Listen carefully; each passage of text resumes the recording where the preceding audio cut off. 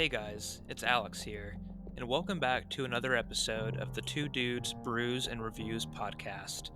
On today's episode, my co-host Austin and I are celebrating the 20th anniversary of the critically acclaimed, yet somewhat polarizing fourth studio album, Kid A by Radiohead.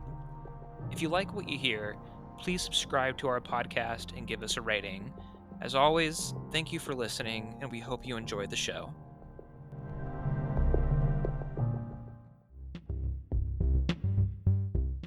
What's up, young getter? Not a whole lot, man. I'm more than ready to talk about Radiohead today. Yeah. How are you doing? I'm okay. Before we hop in, we're drinking Guinness tonight. A total classic, in my opinion. Can't really go wrong with it. How you feel about it? I know you've had it before, but Yeah, like a lot. It's weird. I always talk about this, but it's weird, being okay drinking this beer compared to most people. What do you mean? People my age, 21. There are not many people I know that can just drink a Guinness. Are you saying that you should be throwing back Natty Lights or something? Yeah, that's exactly what I'm saying. That's the novice beer to be drinking? Yeah, because people my age, that's what they prefer. They prefer White Claws and Natty Light, and because they're broke. Yeah. And I don't know. White Claws are kind of expensive. Yeah, I guess it's true, but it's got the hype around it. That's true. Yeah. My brother was bitching about how expensive White Claws were the other day. Really? Yeah, but I mean, as far as taste goes and everything, I mean, you're starting ahead of the game. I feel like when I buy alcohol, I don't worry about how much it costs. Oh yeah? Yeah, you just want something enjoyable. You're not oh look, I can get this 30-pack of Natty for $14. Yeah, I'm not well, I guess the difference is I'm not looking to party. I'm not looking to for quantity. I guess I look for quality over it. But yeah, I don't know. Anytime I pick out a beer, I'm not worried about how much it costs. I guess you can't buy 30 Guinness without breaking the bank. So I'm not sure if you can even buy Guinness in that big of a pack. I'm just saying as far as quantity, it would be very expensive. If I had that kind of money, I wish you could buy Guinness in a 30-pack. Absolutely, dude. You told me this the other day. You're like, well, Guinness isn't really that strong. And I was like, shit, I guess it's not. But I guess just the taste is so bitter that you just assume it's extremely high in alcohol. ABV is super high. It's only 5%, I think. I don't know, we don't have the bottle in front of us. I think it's less. It's 4.5. It's about the same as a Bud Light. Yeah. I don't know. But it's like rye. It's like rye. We made this comparison the other day. It's like rye bread at Cheesecake Factory. Instead of would you refer light beer to as eating crackers? Yeah, or something like that. Crackers and sourdough, and then this is rye bread. Yeah, I mean going down right now, it doesn't feel that filling. At least not right now. Not right now. This is only the first one, but I feel like when we had that Exo Coveza, I made the comparison that it's really sweet compared to this. Mm-hmm. This is super dry on the back end of it. It is. Yeah, I said I think I said that it's really smooth. This is smooth, but it doesn't have any sort of sweet taste on the back end. It's on the front. Yeah. So when it first hits your tongue, I don't know. I agree. It kind of reminds me of drinking black coffee, cold black coffee. I love black coffee. Me too. I'll put a little bit of sugar in it sometimes, a teaspoon of sugar, in 8 ounces of coffee. But other times, I'll just drink it black. I've been drinking the Veranda blend of Starbucks and K-Cups, and it's really good. For breakfast. I feel like I used to drink that. That's a medium roast. Yeah, isn't it? it's a blonde, I think. I think it is. But it's kind of weird that the more you try to think about what you're tasting, the more the notes come out of it. Because it says on the box it's malted chocolate, and I'm like, shit, this does taste like malted chocolate. They're right. If you gave it to somebody that doesn't really like coffee, they would just say, it's bean water or something. Literally, I don't like coffee, I don't know. I just feel when you have to sit there and be conscious about it, it starts to taste that much better. Yeah. I don't know. Hey, so some of the best things in life, you just got to think about it, which kind of relates to the album we're talking about today, in a way. Not to hop into it right away, because I did have a question for you. Go for it. In terms of movies and music lately, what have you been watching? What have you been listening to? Well, I bought a few movies on Vudu. I actually was tempted to buy another like 3-pack for 15 today, but I didn't shoot it because I figured I just bought 3 movies that I've only seen one of. But I did watch Ghost in the Shell, and I'll talk about that in a minute. But recently I've been listening to a lot of Common. A lot of Common. Yeah, it's been in my heavy rotation lately. You've been listening to like the new record that he just dropped? Yeah. What's it called? Like Beautiful Revolution? Or Yeah, something Beautiful like that? Revolution. It's like part 1, so I imagine there'll be a part 2 eventually. It's really good. It actually was almost my suggestion for tonight. Really? But I figured I want to diverge a little bit from that.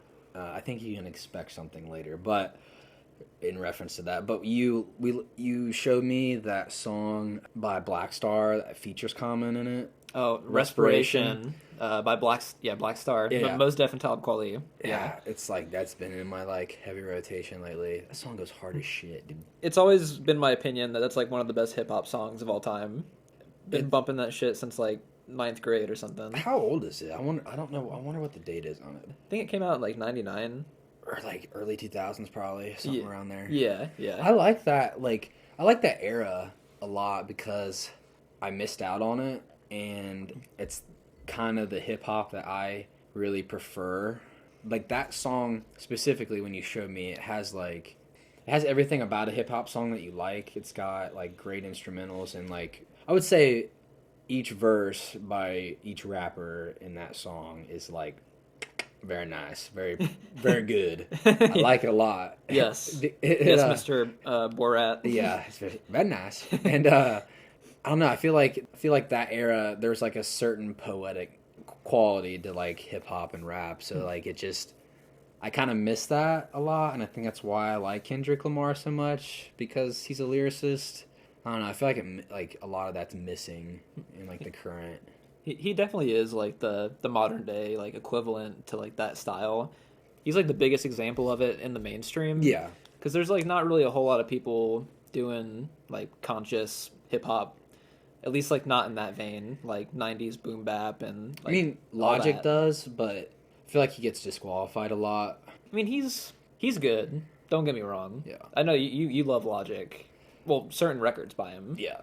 I liked his newest one. Yeah, I think when it came out, we both really liked it. We talked about it for a long time. His most recent Young Sinatra, I think it was Young Sinatra 4, he had Wu-Tang. He had the Wu-Tang Clan. I think the song's called like Wu-Tang Forever or something like that. I don't know. That's in like my workout playlist and everything. I like that style of rap a lot because there isn't like fluff within a lot of the records. I mean, there may be, but like I don't know. I feel like there's like a conscious effort to like try to make a great album rather than like making money to buy lean. Do you know what I mean? I hate sounding like an old man like when it comes to talking about like I do too. modern day hip hop. What's like the modern trend right now? Like I don't know. I feel like the baby is really popular. Like pop trap, emo trap, like Playboy Cardi, Travis Scott, that kind of shit. I don't want to knock anybody that listens to that kind of stuff, but it really doesn't do anything for me. Yeah, I'm the same way. I feel like it's empty. I don't know. I feel like it's empty music for a lot. Like, I don't know. I feel like you can just turn it on and turn your brain off. But like, if you really tried to analyze it, like, you'd be kind of disappointed. If you listen to music to like most people listen to music for like a specific vibe. Yeah. And like some people just like dig that party, like that, that kind of vibe. Maybe it's just me. I mean, maybe it's just us, because I like a lot of... Maybe it is just us. I like a lot of sad boy, white boy shit, so... Yeah, I do too. I like to get hyped up still. Like, I like to, like, carry around, like sometimes when you put a song on the car, it'll just make you feel good. And it'll make you feel like, I don't know, like you're popping off or some shit. I don't know. Yeah. Like, I don't know. There's nothing wrong with that. Yeah, but, like... I feel like there's just a lot of music that's just made for no reason. I don't know, I'm trying not to sound like an elitist here. But, like, I don't know, that's my preference. I'm trying to think of, like, what I've been listening to lately. I mean, like, we're in December of 2020 right now. Yeah. And I can't remember the last record that came out that I've, like, really been digging a lot. I really liked, like, the new Deftones album, but I know, yeah. I'm already kind of like a big fan of them, so I knew that I was gonna like it going in. Other than that, I don't know. Like now that we're like reaching the end of the year, I'm like thinking of compiling a list of like what my favorite albums of the year were, but a lot of them came out like before like October. I feel like I wanted Kendrick to come out with an album this year, and I don't know if he will. Obviously, like we're coming into today's December 1st, right? Yeah. Yeah. So I don't think it's in the cards right now. I was hoping for a 2020 release, but hey, you never know. I want a J. Cole record that feels impactful again, and I want a Kendrick album.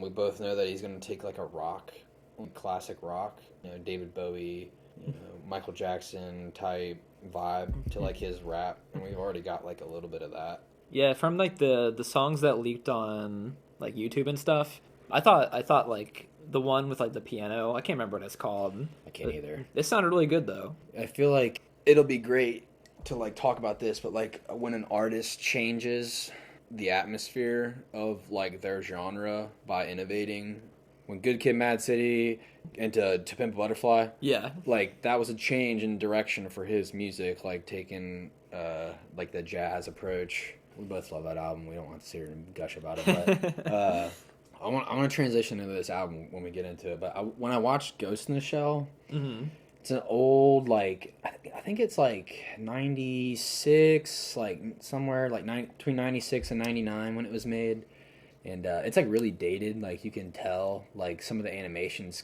It's not harsh, but like it's a lot of it's like kind of practical effect. Like you can tell like it's hand drawn, and so which I love. It adds like a certain sense to some things. When you watch it, it reminds me of it was like really harsh on my eyes at first, like to adjust because like it's like low frames per second, but it's almost like watching Spider-Man Into the Spider-Verse. Like when you first watch it, you can kind of know that like the animation's like choppy, like the way the characters are animated. It's like just there's a little bit of lag between their movements, but like it's done for a reason in that movie. Yeah, but it takes you a minute to get adjusted to it. I really enjoyed it. That's a great movie. And the animation in it is, I mean, it's charming. Like yeah, like you say, like the laggy style. We both know it's like a artistic choice. It's like a preference. Yeah, like it adds like a certain sense of like originality and charm to it. Oh, God, we always talk about the same shit. I feel like we brought this up a million times, like bringing up Spider-Verse and stuff. But when I watched Ghost in the Shell, a lot of it, it's like it reminds me of like Blade Runner, human machine integration. Like the main character is like cyborg, like a cyborg basically, and like the whole movie is kind of centered around like singularity and like what is the nature of human consciousness and stuff. And it was like it kind of threw me for a trip because I wasn't really expecting it when I first watched it. You weren't expecting like a philosophy lesson in your anime movie. It like blew my mind a little bit when I watched it because I knew the direction it was taken once I got into the movie, and I was just like, fuck, like I'm like about to have my mind fucked with here for a little bit. Would you recommend it to somebody like me that's like doesn't know shit about anime? Yeah, I would actually, because it was really dope. I didn't feel like I was watching an anime movie for real. Mm-hmm. Actually, the way it's like the style is stylized, it's not like it's really gritty, so it's not like super bubbly. You don't like. I don't know. You wouldn't treat it like a kids movie or anything. Like you wouldn't.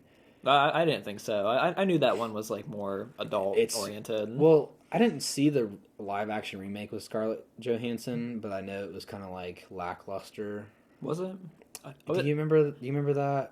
I always get that movie mixed up with that other one that you love, like Ex Machina. Ex Machina is a great movie. Yeah, that's one I need to watch eventually. But I always get that like those two IPs confused for some reason. I'm dumb. I don't know. It's okay. But like some of the soundtrack, I imagine they changed for like the live action remake because there's a lot of like Japanese, like almost like school kid choir type. Really weird. It reminds me of Blade Runner a lot, but we could hop into it just because it gave me a lot of like singularity or like the nature of consciousness and like the discovery of like what it means to live. You're saying that the album we're talking about today might have some themes like that? Yes. Yeah. Okay. Yeah, let's hop in. So yeah, today we're talking about Radiohead's Kid A. Somewhat of a controversial album when it dropped, but it's like come to kind of like gain a lot of critical acclaim over the years. Especially this year, it just turned 20 years old, which blows my mind. But me and you are very different when it comes to Radiohead. For me, I've been a fan for like going on about 12 or 13 years. You, on the other hand, I'm a novice. yeah, I want you to explain your take on Radiohead. Okay. Like, how do you found out about them, or Okay. Well, everybody's heard the song "Creep," which is like, infamously like Tom York's like least favorite song. I think one of them? Yeah, I think he hates that song. they like refuse to play it live like a majority of the time. Like I know that song because it like has been played on the radio like for years, like growing up and stuff. We actually talked about this before the podcast with like 96 Rock. Like they play that shit on there all the time. You got me into them by telling me to listen to In Rainbows because you thought it would be a great entry point for like a new Radiohead fan, which it was. Like I really love that album, and it's we talked about it before, but like it's really warm and bright. This is a terrible thing to say, but like it's kind of like a nice warm heroin hug, like a little bit. Not that either of us have experienced No. that, but No, but it's comforting. Yeah. It's a comforting record in a lot of ways. It's when I listened to this, I knew it was after our last podcast. Actually, the vinyl record's right behind us, and you played it for me, and it is extremely harsh. In Rainbow starts a little harsh, but like compared to the middle and the end of the album, I think, because it starts off with a really upbeat, percussion heavy, snare. I can't. What's the first track on that album? What, 15 Step? Yeah. Yeah, it has a lot of like choppiness to it. Yeah. This album is like scratchy texture. There's a little bit of like there is like some warm moments in the album towards the back, in the middle. Yeah. Which I did a little bit of research on it. They're kind of like few and far between though, like in Yeah. comparison to like In Rainbows. I know while reading about the album that like Tom York was like in kind of like a complete wreck because of OK Computer and its popularity, and like he had writer's block. And I know that the band had a hard time transitioning into this. This is kind of like what redefined the band from like their original like rock guitar like original style that they came out with. And I know like how you said like it was really controversial. I know it like split the fan base a little bit. But I know I wanted to ask you, like, did you you listened to this record probably when it debuted, correct? No. You didn't? I was only 7 years old when this came out. All right, so you're not that old. No, my Radiohead fandom started kind of late. Yeah. I mean, In Rainbows was like a brand new record when I became a fan. Okay. I had the game Rock Band, which me and you are both very familiar with, because we'll probably play it tonight when we're drunk later. Absolutely. The song Creep is on the very first Rock Band. Okay. And I kind of like had forgotten about that song because it was like a big hit in the 90s, and like other Radiohead songs really don't get played on the radio. Yeah. In at least like in the United States, really. So like I became really interested, and I was like, well, this band has to have like something else. Yeah. I was really into like album reviews at the time, which I still am to this day. So I started looking up their discography on this website called All Music. Like all these albums by them had like 5 out of 5 stars, but the album that Creep was on had like a 2.5 out of 5 stars. Yeah. And I was like, what? Yeah. Like, so I became like pretty interested in like checking out their early work. I bought the Bins on CD, loved it. Bought OK Computer, loved it eventually. And then I got Kid A for Christmas one year, and I hated it. Yeah. I'm curious. I was curious to know your first initial reaction when you had first listened to it. I had never heard any songs off of it before. I asked for it for Christmas when I was in 9th grade, just off the fact that it was like an acclaimed album, and I enjoyed their previous 2 records so much. At the time, like I wasn't into any kind of experimental electronic music at all. Yeah. I was like a rock fan. And I feel like maybe a lot of Radiohead fans at the time when this was released were probably in the same place. Because if you were a fan of Radiohead in 1997, you liked them because they were like a rock band. Yeah. Even if they got kind of weird sometimes. But this record was like a complete flip. Yeah. It took me a really long time to warm up to this. I mean, even going into like outside of high school, like 2013, 2014, there was always like certain songs that never clicked with me, especially like the first track, or the first two tracks actually. Actually, the first two tracks are some of my favorites on this album. Are they? I eventually came around to them like as I got older. Yeah, I couldn't vibe with the electronic, the more textured work. Like as a guitar player and everything, I wanted to hear, you know, good guitar. And there's not a whole lot of guitar on this record, really. No. I was going to say, like, from my point of view, I've only listened to... I really haven't dove really deep into, like, OK Computer. I've heard a couple of songs, like, I'm familiar, like Karma Police, you know, all that. But In Rainbows, I'm most familiar with. Like, I can pick up In Rainbows and enjoy it. But, yeah, you know, I just put it on the radio or put it on my car or whatever when I'm at work and stuff. But, like, this... When you played me the first two songs after the last podcast, I was like... I thought you were, like, expecting me to be like, what the fuck, dude? But, like, I don't know. Like, I consider myself a little bit open to, like, the idea of just different shit. And I'm always looking for different shit. Like that's one of my music personality traits is, like, I will get burnt out on the same shit. And I'm always looking for something a little different. And, like, I don't know. I feel like this scratched that itch a little bit because, like, I really enjoyed it. And it wasn't until after I'd listened to it a few times where, like, I really could feel like I could flow through the album a little bit better. I was thinking about this on the way over here when I was listening to it again. I thought to myself, like on my initial listen, it was really hard for my brain to, like, catch on to the flow of the music because there isn't, like, it's not standard. It doesn't flow from, like, percussion guitar to verse to, like, heavy vocals. It's a lot of the songs are made up of vocals and grit and, like, I don't know, almost sounds like scratching of a record at times. Like, yeah, I don't know. I feel like the album has, like, a visual quality to it. Like, feels very, like, low resolution, like, very disorienting. But, like, I liked it a lot. Yeah, It was hard to get into at first though. But, like, after listening to it a few times, like, this album really grew on me a lot. So the first song. Yeah, it's really weird. This is an interesting one, and this is one of the songs, like I just said. It took me a long time to come around to it, kind of. I remember not liking 15 Step when I first heard it on In Rainbows, but, like, you know, as I listened to the album, like, I appreciate it. But, like, it's almost like a harsh start again for an album. They're kind of... OK Computer does this too. Like, I feel like they always start with kind of like a song to alienate you, like, just so you know, like, if you don't like this song, like, you might not like this record. Like, stop listening now. They're, like, weeding out the real fans. You know? Yeah. What is it about the song that's, like, so weird? Yeah, the vocals, dude, are weird. Like, the way, like, Tom layers his voice, it, like, I don't know, it has, like, a rolling... It's all, like, chopped up, like, piled on top of each other, kind of. And that, I think...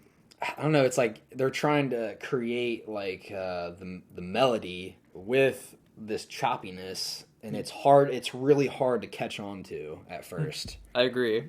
It's not my favorite. It's definitely not one of my favorites on the album, but, like, it like you said, it does, like, weeds out, and it's like, hey, you may not like this. And, like, I was a little, like, when you played it for me at first, I was like, oh shit, like, oh, damn, we gotta do a podcast on this fucking thing. Yeah, it's like, damn, like, what am I about to get into? But, like, as the song progresses though, like, I was expecting some sort of weird vibe anyway, like, because it's Radiohead, it's very, like, unique. Yeah. So when it moved into, like, Kid A is, like, one of my favorite songs on the album, for real. It's one of my favorites too. Can you explain to me before we get into Kid A, like, what is, like, what's, like, the theme of the album? Or, like, what's the project, if there is one, like, if there's a theme? A lot of people have spent, like, a great deal of time trying to, like, decipher whether albums like Kid A or OK Computer are, like, quote unquote, like, concept albums. Yeah. And, like, they're really not.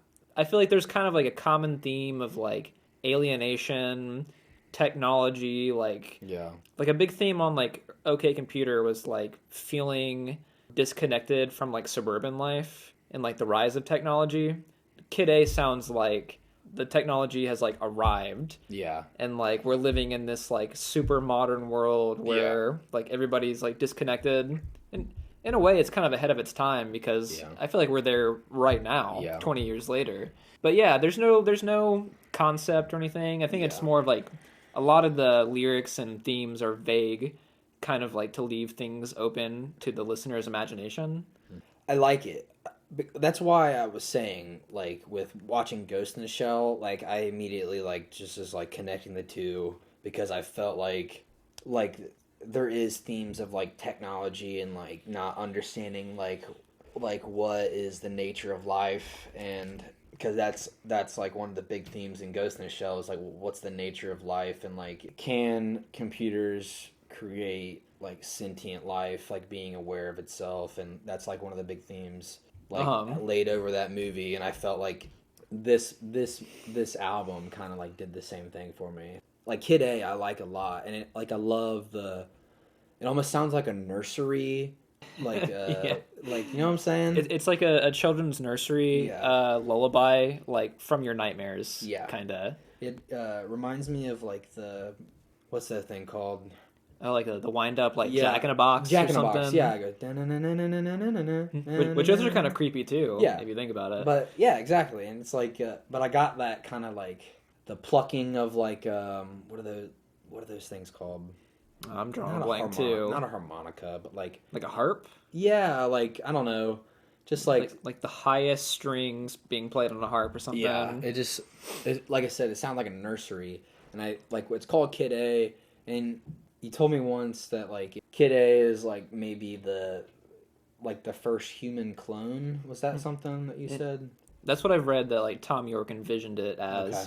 Because that's what I think. Because with that song, it sounds like an infant's like nursery. Like it just feels like that, and like some of the lyrics are like kind of draw towards the like fairy tale, kind of, right? And the not understanding the nature of reality, kind of. I don't know. Really weird. I like it a lot though. I find it funny that you like this one better than Everything in Its Right Place, which I do too. Yeah.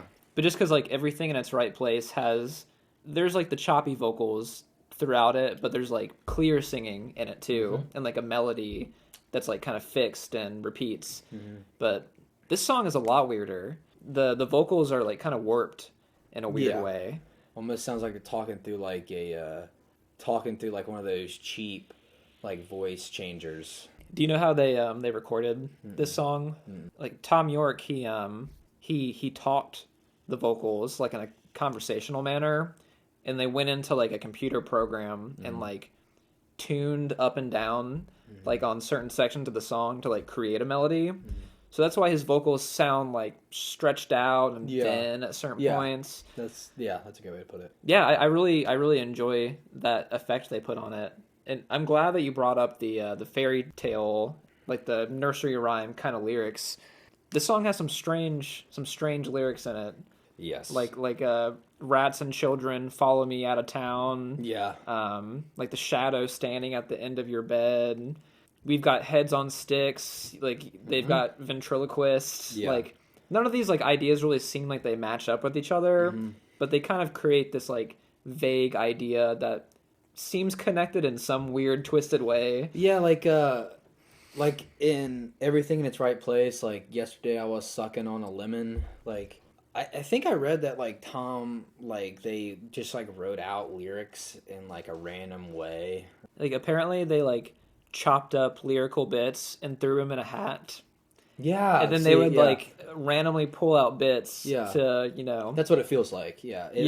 It kind of creates like this technological sound, like with like the way the song sounds, but then like the lyrics feel like, I don't know, almost like Victorian Bloodborne type vibe. You know what I mean? Like just this creepy hanging over you, like the world is like evil. Yeah. I don't know. I like it a lot. The national anthem. I like this song a lot too. Yeah, this is a wild one. Yeah, it's got like a lot of like free jazz laying underneath, and I love the way the song ends with like it's like just this warping of like a horn. It's just like and then it cuts and again. It's just like the song kind of like implodes under its own chaos. Eventually. Yeah. Did you like the way the song is structured? which is like there is no structure Yeah. in a way. Yeah. I don't know.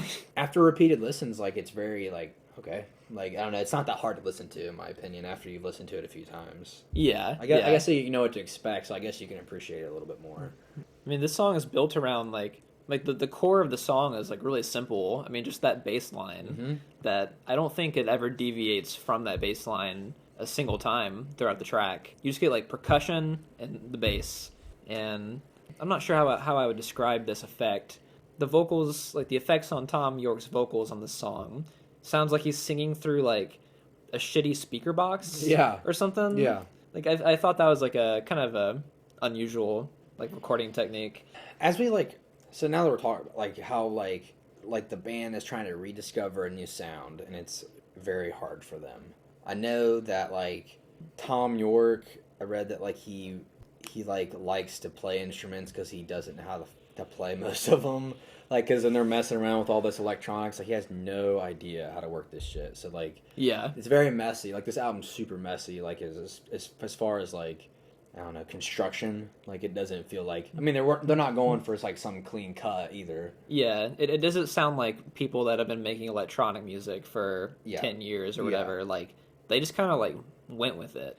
Yeah, I think Tom like got into like electronic music like between OK Computer and this. Apparently he had it, quote, had it with melody.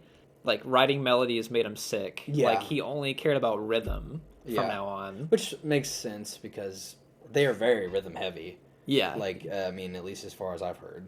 Like Tom started getting into like Aphex Twin and like these like weirder 90s electronic acts, and Charles Mingus and Alice Coltrane, like these like jazz, artists. So like the influence on this record is a lot different than like what they've done in the past. Yeah. I don't know. I feel like Radiohead kind of has like a psychedelic quality to it. I feel like this album specifically kind of starts off like on a bad trip. Like I could see that, yeah. Like I feel like the more we move into it though, like the more we move into like the middle of the album towards the back end, it feels like you're cooling off. Like I don't know, you're having a good time now. Yeah. But like it's super. Like I don't know, like 1, 2, and 3. So like everything in its right place, Kid A, and then this song just feels like super like uncomfortable in a way. Like. Towards the end of like the national anthem, though, I really love like the way the horns are played and the just the jazz quality to it. Like I can appreciate. I like it a lot. It's super like in the context of Radiohead, it's just I don't know. It's not that. It doesn't make me that uncomfortable because I know it's a Radiohead record. Yeah, and you started with like In Rainbows, so you already like were aware of like the electronic components that go into their music in a way. Trying to not to make too much noise while I open up this other Guinness. You might have. It's okay. It's part of the podcast. That's right. We're just as messy as this album, so it's okay. But like how to disappear completely, I feel like is where the album kind of cools off. To like you can kind of like catch your footing and like you can start to enjoy like a lot of the back half of the record and stuff. Yeah. How do you feel about this track in particular? This song, like it's under my list of songs that feel familiar.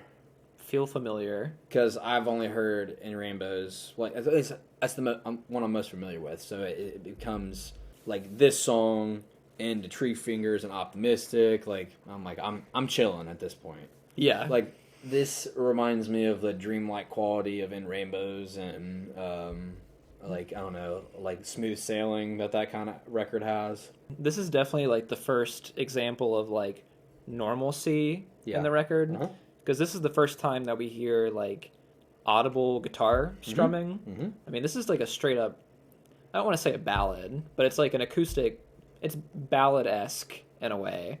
Yeah, like I feel like this song specifically could fit on a multitude of their records. Like, I wouldn't be surprised if this song would just, like, fit in anywhere on In Rainbows and stuff. This song was actually written around the time that they were writing OK Computer. Okay. Kind of started the trend, them writing songs and then taking years to, like, finally release them. Yeah, I have there's a couple of the songs on here that I know about on this record specifically that helped create other songs. Yeah. Like, I know a lot of them were written during the OK Computer sessions. Like, you know that, like, I've probably told you this before. Like Nude was written during the recording sessions of this album. Yep. And performed live even at concerts. Really? In a completely different structure and sound, but they tinkered with it for 10 years before, deciding they got it right. That's my favorite song on In Rainbows.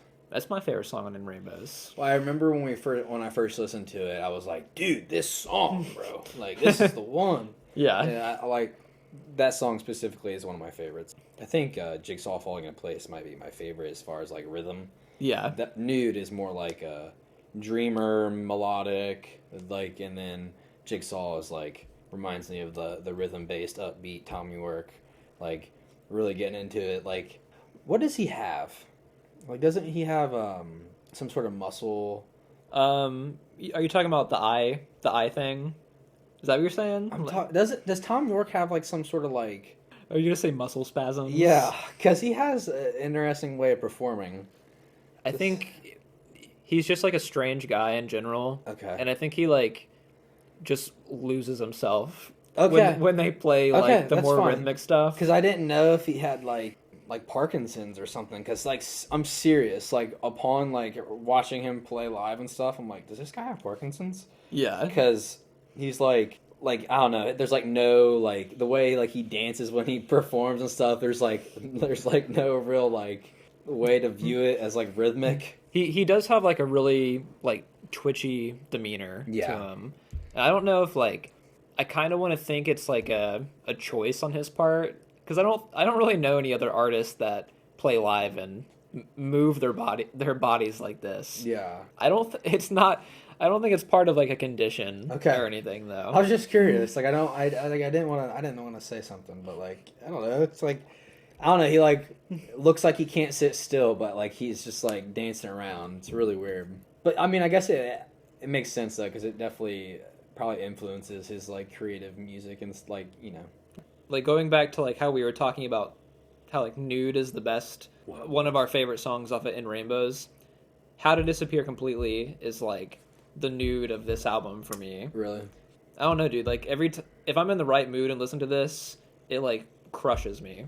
This is one of my all-time favorite Radiohead songs. Really? Yeah. I'm glad you said that. Like Nude does that to me. Like that song like just like made my brain implode on itself for like when I first heard it because like when I listened to that record it kind of like opened a door for like my understanding of like music, I guess. When you showed me and like wanted me to listen, I was just like, all right, like, and you're like, I knew you were so hyped for me like to get into Radiohead because I had known at that point like that you were a big Radiohead fan and like you were really excited for me to like finally listen to them.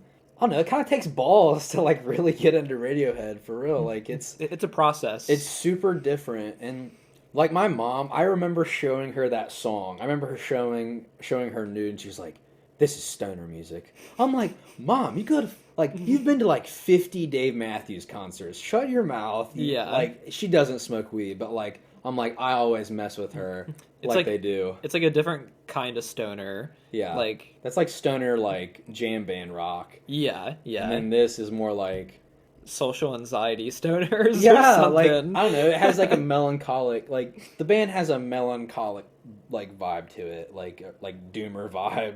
But like I can appreciate it a lot. Yeah. That's a good point. Yeah. This song is really good though. And it does feel familiar to me because it does remind me of like In Rainbows and stuff. Yeah. It's like probably one of the warmest songs on the album. I agree with that. I actually used to find this song really boring when I was like growing into liking this album. Yeah. But over time, I'm just a big fan of like Radiohead's ballads in general. Mm-hmm. Shit like Fake Plastic Trees and Exit Music for a Film off of their previous 2 records. Just something about when they break out the acoustic and do like an atmospheric ballad. I don't know. That's just like one of my favorite things they do. Yeah. That's what you're into, man. That's good. Yeah. Tree Fingers like is an interlude. Yeah. It's just not labeled as one, in my opinion. Yeah, there's not a whole lot to this one. I used to find it like as kind of pointless because like there's not really much of like a movement like melodically or like in terms of like dynamics. Like it doesn't get louder or softer or it's just kind of like neutral. it's like a palate cleanser between like the two halves of the record. I was gonna say the same thing. Like it feels like a good like you got the national anthem ending off that harsh, and then you get to How to Disappear Completely when you finally get to Cool Off, and then I feel like this song finally gets you like let your brain relax a little bit before you move into the back half of the album. Even though like I don't think the back half of the album is really anything close to as aggressive and like as textured as the first few songs. I agree. But there isn't much to say about Tree Fingers. If it's on, it's on. Yeah. It's like the band's first step into making like drone or like ambient music. Mm-hmm. Did you know that this song is performed all on guitar? No, I didn't know that. There's I don't want to say there's like zero keyboards on it. Did like they put effects on it and stuff? Their guitarist Ed O'Brien like wrote some guitar piece, and they just like went through a computer and like filtered it all out. I was gonna say because So, it doesn't sound like guitar like specifically. Not even like remotely. Yeah. Like I would have never guessed that guitar was played on this track. Okay. But yeah, there's not a whole lot to say about this one. It's just a little ambient piece, palate cleanser. Piss break. Moving on from Tree Fingers, there's a pretty big stylistic jump. We move into the song Optimistic, which is like the closest thing that we have to like the Radiohead of the old. It's on my list of things that feel familiar. Or we're talking about Tree Fingers cooling you off, like Optimistic. I feel like Optimistic is probably like, okay, here you go, you fuckers. You can have a little bit of what we used to do. Because there's not really a whole lot in this song that reads as like experimental or electronic. I mean, this is like your, two guitars, bass, drum, vocals, verse, chorus, actual structure. Lyrics aren't that weird. It is a mixture of kind of weird phrases, but they do work together. Yeah, in a way. They kind of almost like prop them up a little bit better compared to the the other lyrics. Like weird lyrics, isn't that uncommon? Obviously for Radiohead, if you had to look at it on a sheet of lyrics, you'd be like, what the fuck? But like but the way they drum, guitar, melody, it makes the lyrics digestible. When I first got into this record, this was one of the go-tos. This is the one that like I actually liked. Yeah. Like if I had it, like if you're like, I fucking hate this record, but this song, I'll listen to it. At least Optimistic's on here. The one with guitars. I like this song. Like I don't know. I feel like there isn't like much to say as far as like a change and like I don't know. Like it didn't like blow my mind. Obviously. I think that's kind of the purpose of it. It's supposed to be like comfortable. Tree Fingers was like a nap. And this song was like waking up well rested or something. Yeah, the lyrics I like. The song doesn't stick out to me though, like on the record though. Like like when I think about the record, I don't think of this song.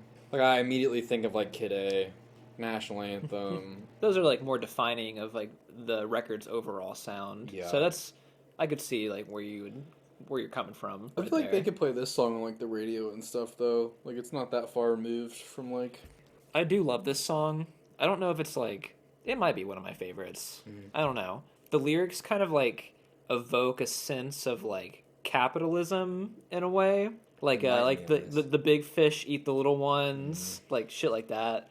And like the chorus, the chorus of the song is if you try the best you can, the best you can is good enough. Yeah, kind of seems like it's an optimistic sounding phrase, but they make it sound really cynical. Yeah, kind of saying like. If you try the best you can, then, you'll make it out in this life. And we all know that's not true, necessarily. Yeah. So that's what I mean when I think of capitalism or, like, working. Yeah, like hard work doesn't necessarily, like, net you good fortune and, like, luck. I was listening to this on a podcast. They were, like, referencing Kevin Hart and, like, how Kevin Hart always talks about, like, if you work hard enough, you gotta do these things. And it's just like, well, like, but you gotta take in the factor of, like, luck. Like, what luck plays into success and stuff. But, like, there are plenty of hardworking people that just get fucked in life. Exactly. So, yeah, I can see your reference to, like, what you're saying there. I do love, like, the guitar riff, like, melodically on this song. There's something about the vibe of the instrumentation that reminds me of, like, it's gonna sound really stupid, or, like, a stoner thought. Like, being dehydrated and crawling across the desert. Like, the tone of the guitar, Okay. This may make no sense to anybody except for me. It makes sense to me, but continue. And I'm fine with only one or two people thinking this makes sense. Just like the guitar, like the distortion on it isn't like heavy. It's like a dry distortion. And like the drums rarely ever pick up. Continue. This makes sense, damn it. Okay. To me. No, it makes sense to me. I'm just having I'm having my own thought over here. Continue. Like the guitar, like the distortion's dry sounding, and like the drums are like super tribal. Like it never picks up like a I know what you're saying. It's like kind of rhythm. Yeah, I understand what it's all like toms and like snare. Like it's like it feels like the song is like grounded. Like it doesn't really. There was a climax at the end, but like for a majority of the song, it's just kind of like, oh my god, you're in the desert, dehydrated. Jesus Christ! When you said the desert, I could only think. When you said this is a stoner thought, and you're in the desert and you're dehydrated. Do you remember that when I did that? Do you remember? Yes, oh my God. Do you remember? And that wasn't intentional either. No, I know, but that's what my immediate thought was. So I understand what you're saying because long time ago, years ago, one of the first times I really, truly got blitzed, got stoned out of my fucking brain. Like, I don't smoke very often, but like that specific time, I was in your couch and you like went to the restroom and you came back and I was like lost in your wall. And what did I say? I said, "Get her, I am in the desert right now." Yeah, like I'm getting through the desert. Yeah, I've been out here for days. Like I felt immediately like dried out, like my brain was done. This song is you. Yes. In the desert, dehydrated. Dude, cottonmouth for days. Yeah, I understand what you're saying. It was funny. Before we leave the discussion of this song, I do want to praise the last like 20 to 30 seconds of it. Mm-hmm. I think are like fucking incredible. There's like a weird jazz refrain. Yeah. Like as soon as like the song ends, it kind of like fades out, and then it like jumps back in with like the melody. Except now it's like keyboard and this like jazzy rhythm. I don't know. That's been a part that like I've always really loved. Like, I want to hear like a full 3 minutes of that song right there. Like I like the like the end of National Anthem. I feel like I got to hear for like an extended period of time, but like it kind of cuts off, and I'm like, damn it! Like, I wanted to hear more. I like some of the jazz. Like I feel like the back half, like you really get some of the jazzy tones. Like this song specifically too. Bring me into In Limbo. I want to hear your thing. I feel like that you're gonna have some. I don't want to say conflicting thoughts. Me and you might agree on In Limbo. So the outro of Optimistic leads directly into In Limbo. Yeah. Like it sets the stage for like the time signature or something. I mean, like the transition is like effortless. In Limbo is like it's the shortest track on the album. I think if you don't include Tree Fingers, which like really isn't a song. This one's kind of hard to wrap your head around. I don't know. Like, do you like this track? Yeah. I mean, like, I don't not like it. I feel like the title is true to like what you would feel listening feel lost. To it. Yeah. I mean, the song makes you feel lost. Like, it makes you feel like they're limbo, like being like lost of space and time, or like hanging in purgatory, like hanging in between reality. That's a really good way to point it. To put it. Wanted to say it's a good point, and I mixed my two messages together. It's okay. It's a good message. This song's like super hypnotizing and confusing. Like you said earlier, like after the national anthem, it's like if you were on a trip, like a psychedelic trip, you'd be like cooling off around how to disappear completely. This song is like your trip like starts back up for 3 minutes or something. Yeah. There's like no structure really in this one. Just like weird. Gives you a little anxiety. Like it kind of has like an anxious vibe to it. I don't feel like this song's that aggressive though. It's not really. Like I feel like it has like dreamer qualities to it. Like when you get in like the back half of this album, I feel like you relax a little bit. Like obviously we said that like you can relax, and like this song doesn't seem like that harsh to me. Mm-hmm. Like I don't know. I feel like I'm not uncomfortable at this point. Like, when your brain, like, cools off, like, in the middle of the album, like, you kind of just flow.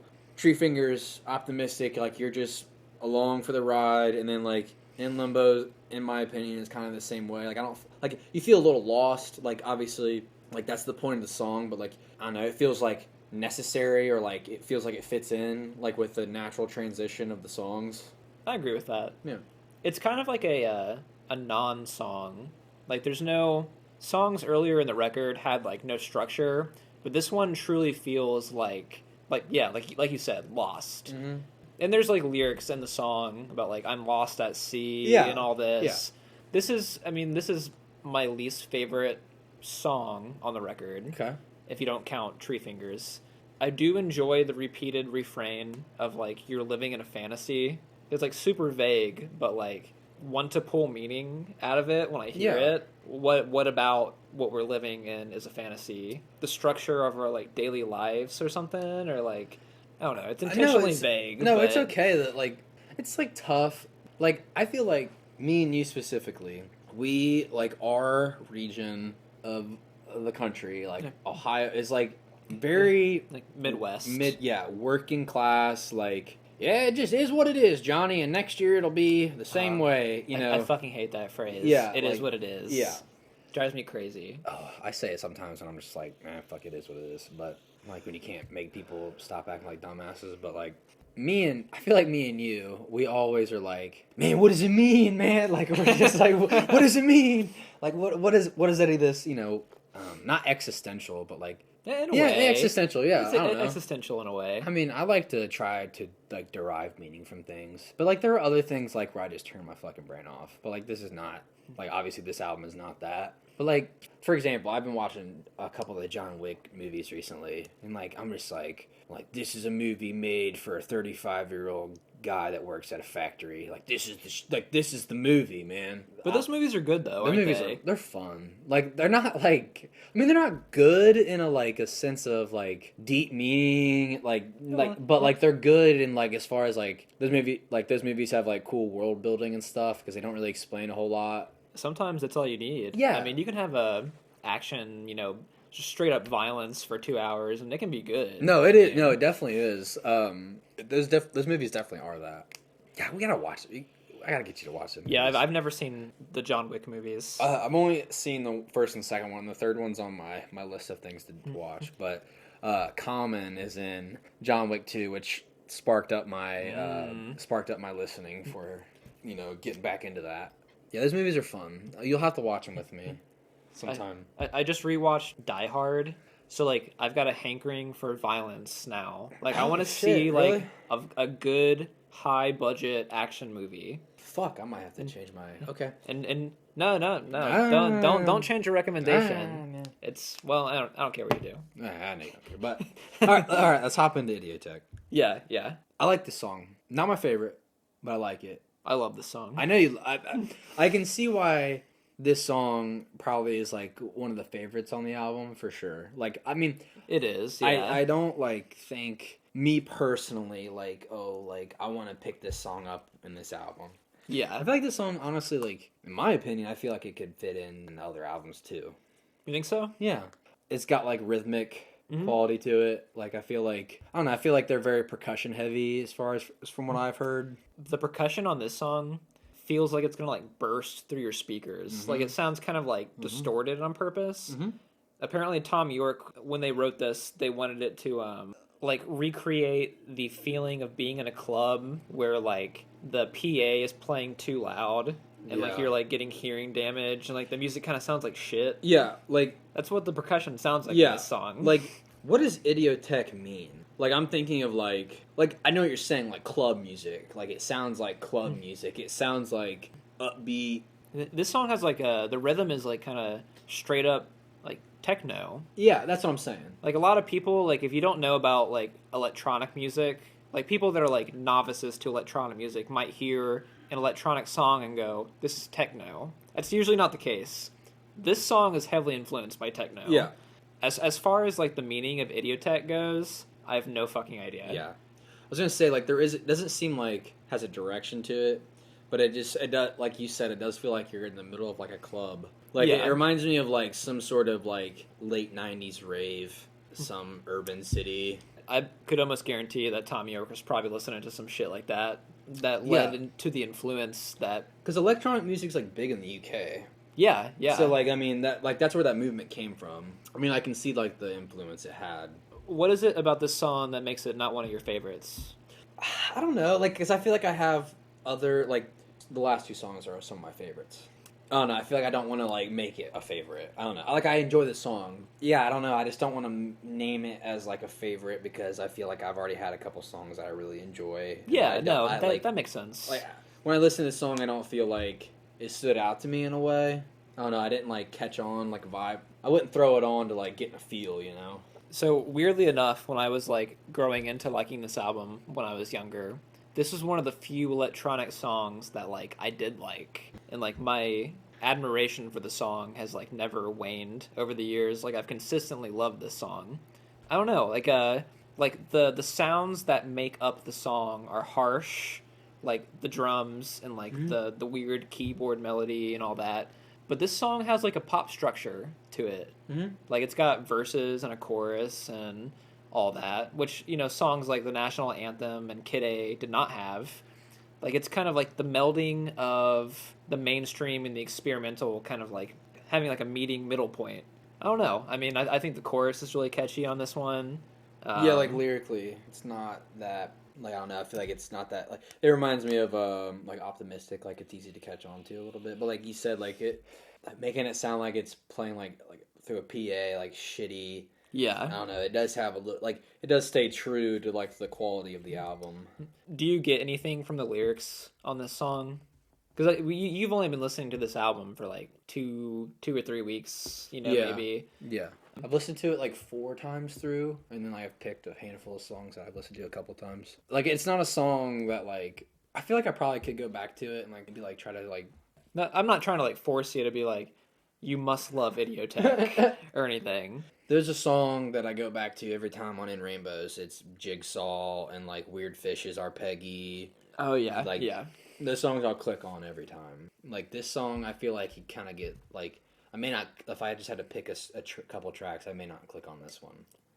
From a lyrical standpoint, the song reminds me of, like, Doomsday or, like, the end of the world, kind of. Mm-hmm. He's talking about, like, who's in the bunker, women and children first. Yeah, okay. And, like, Ice Age coming, like, talking about, like... So he could be talking about, like, nuclear war or, like, climate change, like the Ice Age part. I mean, they're kind of like vague mannerisms, but they form some kind of puzzle or some kind of picture for me in a weird way. Like doomsday picture for you. Yeah. Like women and children, I immediately think like Titanic. Like, yeah, like the women and children must go first, so, like, you know, men stay behind or whatever. Yeah. I don't know, but it's just weird. Like, they wrote this, like, apocalyptic club anthem about the end of the world. Yeah. Well, I mean, it ties into the album though, because the album is, like, kind of like you said earlier, like, technology, like, and its, like, implications on reality and stuff. Mm-hmm. Which, like, only, like, how you said earlier, like, it's only become more apparent, like, as time goes on, like, how much of a problem, like, technology has played, like, some of the biggest roles in, like, politics and, like, I don't know, I feel like today, like Twitter controls a lot of the world. And, like, it's tough. As far as, like, news, the spreading of information and news and all that. And, like it's a big topic right now because, like, Twitter, like, it also, you can spread false information. And, like, you can ruin someone's life in a couple hours on Twitter. And, like, it's tough because it's, like, we're not really made for that. Like, like, you think about it. So if you want to think about, say we come from, you know, the tribal, hunter-gatherer, small community, like, we're not made to be so interconnected. And, like, one of the big things is like, I don't know if, like, we're made to, like, know, I don't know if we're made to know, like, I don't know if we should know, like, the news that's happening on the other side of the country, because it only creates, like, anxiety, like, general anxiety or something. Yeah, like, we're not meant to, like, I don't live in Seattle. And so, like, I can't really control what's going on in Seattle. If they're saying, like, or, like, in California, like, all the forest fires and stuff, it's like I'm in the middle of Ohio, it's like, what the fuck do I do about well, it's like, well, it doesn't apply to me, really. Yeah. But like it creates anxiety. But like we get to hear about it because it gets broadcasted and like put on a platform to be like discussed. I agree with you, like 100%. Mm-hmm. But think about like if there was like some kind of like dilemma going on in Ohio, hypothetically, like the ground was exploding. Yeah. That's like out of the question. Sure. I mean, hopefully, Yeah, but like, I don't think it'll happen. But yeah. would you like not want like the rest of the world to like chip Yeah. in or care or something? Yeah, but it's like what are they gonna do besides like donate? It's like tough because it's like if I get to hear about Kevin Spacey being a shithead and being a sexual, sexual assault and all that shit, and like House of Cards getting canceled and shit, and it's like fuck, I don't really live in Hollywood, so it's like I don't really understand. But like I know it creates like a awareness and stuff. Like I understand that. Yeah. But like it's still our country. Like I want to have like a sense of caring for the people, even though like the problem like doesn't affect. But you're right. Like it creates anxiety, and there's not a whole lot we can do about it. It only just puts it in your brain to think about like, well, that's fucking shitty. Yeah. And then and then that is cemented in your brain. Next time that shit comes up, or like I don't know, like you just think about one of the things I think is hilarious. Not to like talk shit, but like when you're like sitting there watching the news and you're just like, well, that's fucking ignorant. And it's like, what are you doing on your couch by making a comment? You know what I mean? Like, I don't know. I just think you can't change the world from your couch. Really. Yeah, that's what I'm saying. That's what I'm getting. Like, it's like, I don't know. Like, I don't know if we're meant to care about everything like that. Like, I don't know if we should have the access, like that access to information creates anxiety. It also creates like, we have information available to us. Like, if I want to know about what happened in 1946, I'll go look it up. I have a computer in my hand, like in my smartphone, and I can just like, I can figure out anything in history, and like, that's great, but like the access to information only can create anxiety because it's like, I can't change, what's happening on the other side of the world. It's weird that like this record had such fear or like anxiety of technology because like it did not know what was going to happen. Twitter and like the rapid spread of online news and information or misinformation. It's like us making these comparisons to like modern day to this album are like unintentional in a way. I feel like Tom York's probably done some drugs.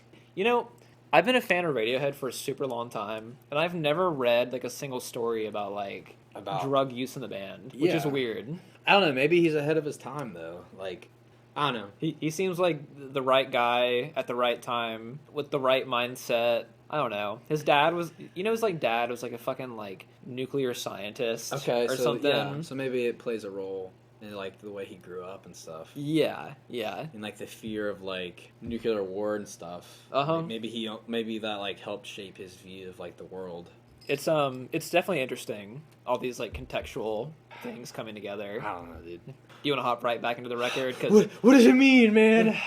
we you can tell that we're a few beers in because we just went on like a pretty big tangent there. But only a few minutes. I enjoyed it. Morning Bell, very nice. Is this a favorite of yours or? Yes. You said the last two songs were among your favorites. So what is it about Morning Bell that you enjoy? It's just warm. Like, I don't know. It's quiet in a way. Yeah, it is. Parts of it are, yeah. I think, like, the last two tracks, to me, like, I don't know, have, like, the same vibe of, like, the middle of, like Tree Fingers and Optimistic, just being, like, cool off. I don't know, Morning Bell, like, doesn't stand out, like, harsh to me. Are there, like, any elements of this song, like, instrumentally that stick out to you? Like, there's, like, a little bit of, like, an orchestrated vibe to it. I think, like, I don't want to say keyboard, but, like, the backing instrumentation's a little bit different on this one. I don't think it's keyboards. I think it's like an organ. Yeah, because it reminds me of like church, especially like motion picture too. But keep going. You're much better at describing like musical shit. Yeah, I'm not as good as you are. I think like the main driving force behind this song is once again the percussion. Now this one is like it's live drumming, not electronic like on Idiotech and Kid A and all that. The drumming, it's the snare pattern is so weird. Like it goes like like it has like a triplet at the end, like a triplet snare. creates like a choppiness. It's a very unusual, like I can't think of any other songs that consistently use like a triplet snare as like the backing percussion for a track. So I feel like it gives like the song a kind of uneasy swing to Yeah. it. Like the timing of it's not that weird, but like just that I don't know, it adds like it gives me a sense of anxiety. I don't know about you. Like, I don't think, like, I don't know, like, I'm not that uncomfortable with it. Like, I don't know. I feel like I kind of get in, like, a mind frame of, like, just being, like, along for the ride. I don't know. I feel like my emotions, like, don't really, like, try to, like, I don't want to have to steer the album a certain way. Like, I don't know. I wasn't that uncomfortable listening to the album. I mean, at the beginning, yeah, but, like I said, like once your brain can kind of get used to like the structure of the music, like the structure of the album, it like I don't know, it becomes like a little bit more comforting. I've always had a hard time with the lyrics on this one. I don't mean that in a bad way. I see like the lyrics of this song are like a mix of mundane observations with like really weird imagery. Because you get like lyrics such as "Where'd you park the car?" Reminds me of Manchester by the Sea that we'd reviewed. You remember that scene? Yeah. But then we get like phrases Yeah. like "cut the kids in half," which I see as like a divorced couple like trying to fight for like custody of a kid. Uh-huh. Got to cut the kids in half. You know, we got to split parenting or whatever. Yeah, you just said that and that I don't know, it blew my mind. It makes a little bit of sense, don't it? Yeah, I mean, yeah, because Radiohead or not Radiohead, sorry. Yeah, I'm a few beers. The Manchester by the Sea, like that's a super uncomfortable scene. Like, where'd you park the car? Or like, I'll go Because pull they're the car. arguing, Yeah, like during that scene while they're trying to find the Yeah. car. yeah. I think like, is this one of the moments in the album where like they pulled the lyrics out of the hat? It could be. You know what I mean? Like I feel like some of the album it's like hard to tell like how it was constructed. I feel like the hat, like the picking lyrics out of a hat approach, were used on a couple songs. There's ones where I think it wasn't used, like "How to Disappear Completely." I think all the lyrics make sense together on that one. Yeah. Maybe Idiotech, the lyrics on that one kind of make sense together. But this one, yeah, it feels a little choppy, like choppy on purpose. I do enjoy this song. It's not one that I return to like on its own, really. Yeah, I don't know. I like this song. I don't know. I feel like I like this song a lot because I feel like it was a good way to lead into motion picture soundtrack. I feel like you want to talk about this one. I do. This is like But we can hop right into it. This is my favorite song. I don't have a whole lot to say about Morning Bell besides what I've already said. That's so fair. Go into it, man. I like this song. The song is structured like a normal song, and then like the end, like there's dead time and like an untitled. Yeah, just like a little bonus sound at the end. Yeah, I like this song because it was originally recorded like on a piano during OK Computer, and then the organ. Like I love the organ a lot. There's a song by Eddie Vedder that I recently. There's a song that he sang called River Cross, and it's like on one of the new Pearl Jam albums. But like during the beginning of COVID, like during the beginning of the pandemic, there was a like kind of like the One World type album where like a bunch of artists got together, and Eddie Vedder like recorded him singing River Cross on an organ, like in his home studio, and it was like I immediately got that vibe from this song because of the organ. That song was also recorded on organ? Oh, on an organ, yeah. And like I like the way the organ sounds. Like I don't know, like it's unusual for like a rock band to be recording with a pedal steel organ. Yeah. And I also thought like it's kind of a weird song to like put in an album, especially like, at the end. Like, do you think like having an organ at the end of the compared to like all these like electronic cuts and like textures that we had at the beginning, placed throughout the album, like I feel like this song is like it's like kind of a normal ending. Yeah, but like I don't know, I liked it a lot because it reminded me of Nude a lot. Well, the original version, funnily enough. Yes. Funnily enough. I'm on my third Guinness, everybody. It's okay. Sorry. Okay. The original version of Nude was played all on organ, which doesn't appear on the In Rainbows version. No. I liked this song because I could see like where In Rainbows stemmed from. And I don't know, I liked the ending of the album because it was just like rest. Like I felt like I could rest on this song, like being like, having a sigh of relief of like just kind of going through this wild ride of an album. This is a song where I feel like a lot of people could like kind of just chill. Yeah, I agree with that. I know this song, like, I know this album wasn't, like, received well when it first came out, even by, like, critics. Yeah, I mean, like, I think it was kind of mixed on critics and fans. I mean, it had its people that were claiming it to be genius from, like, the beginning. The overall, like, consensus of the, most of the acclaim came in the years following. Yeah. I don't know. It's funny that you brought up harp, like, playing the harp earlier. Yeah, because it's in this song. It's not like they didn't have like a studio musician come in and play harp. It's like sampled.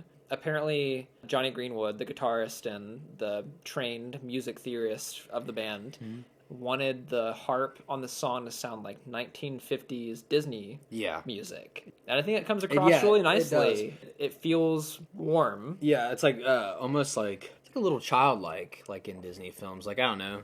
It's like really weird to think about because like I feel like heavy influence of technology and dooming and like this song specifically, like I could just listen to outside of the album and it probably could be taken as like not part of the album. Yeah. Like this song could fit on In Rainbows.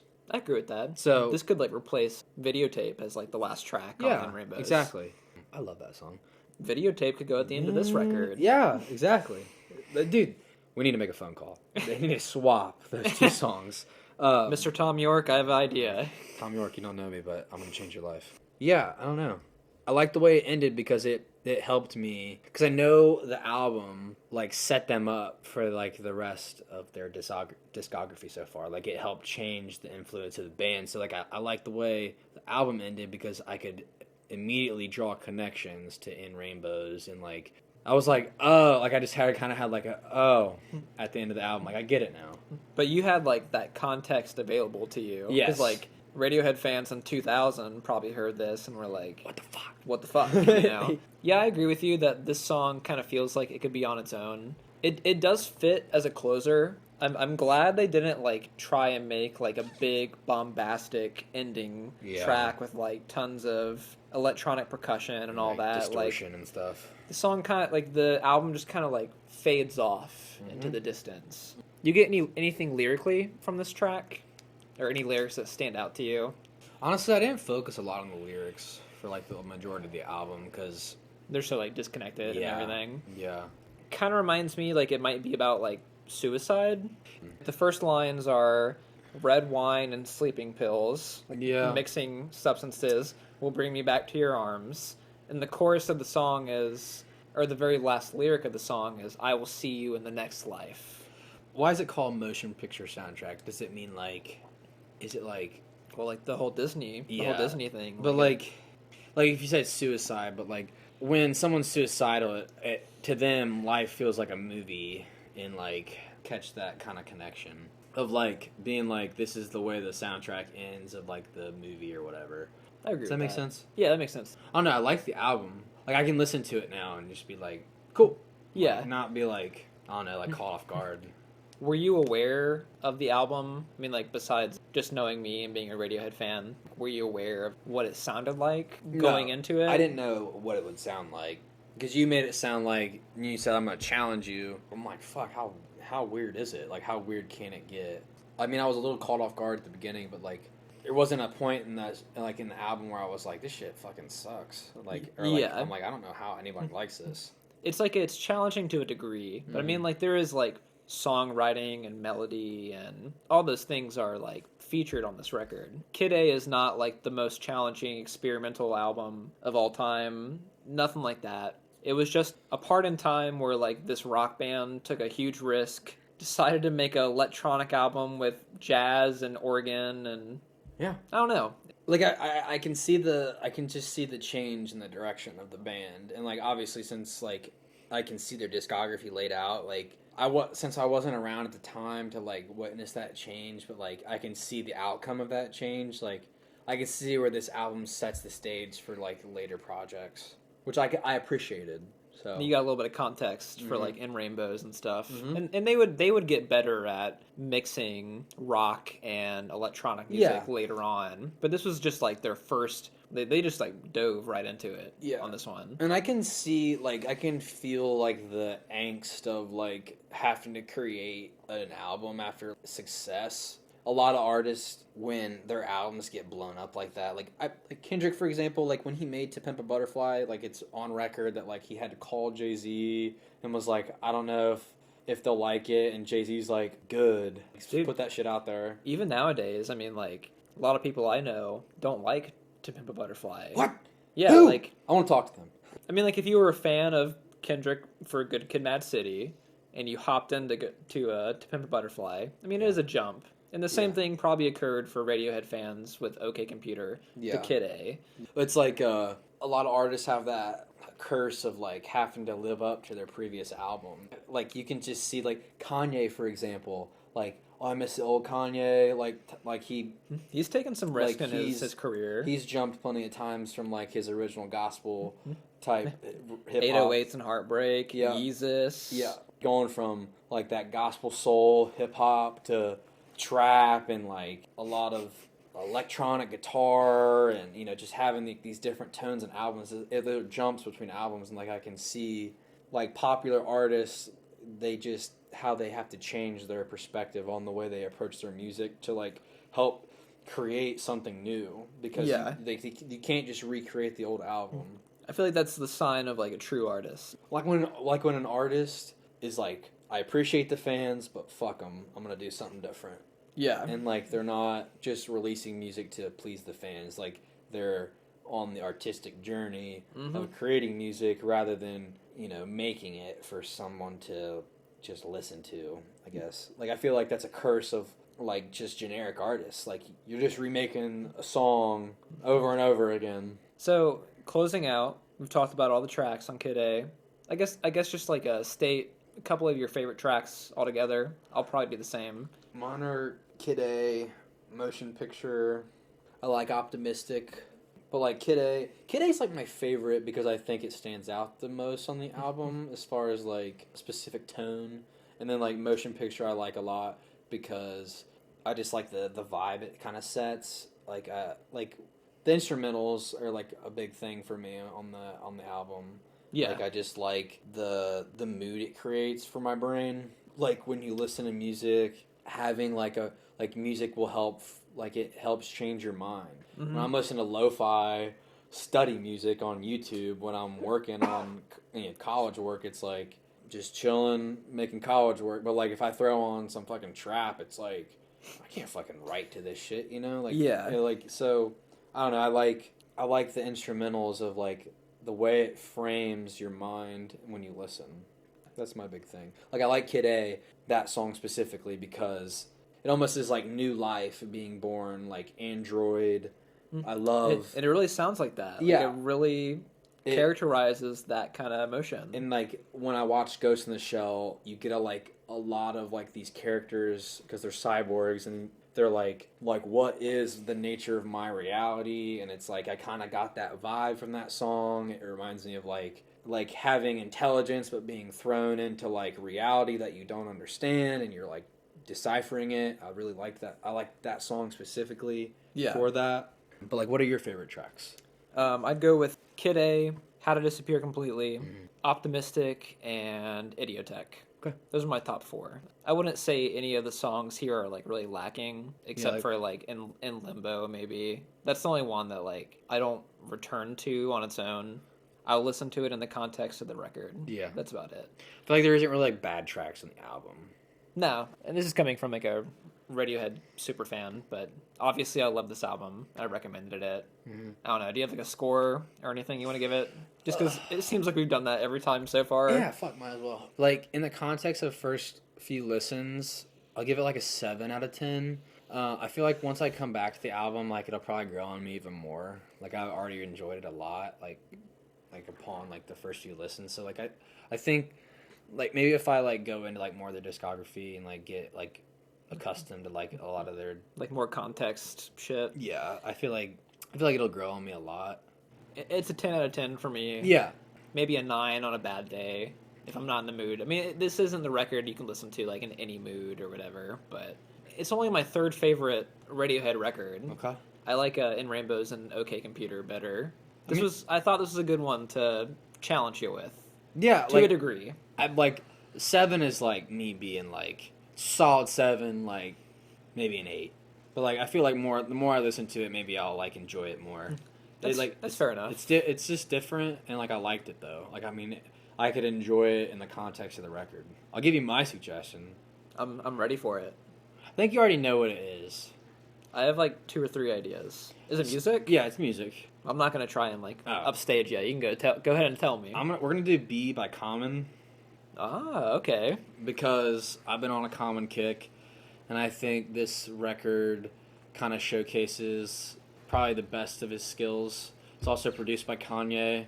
I don't know. I'm really excited because I like the vibe it creates, talking about Chicago, and I don't know, when the time it was made, like Dave Chappelle like helped put, I don't know, kind of like helped lifted Common up. Like there's a song on the album that's like on a Dave Chappelle show. Like yeah, there's a lot on that album that I really enjoy.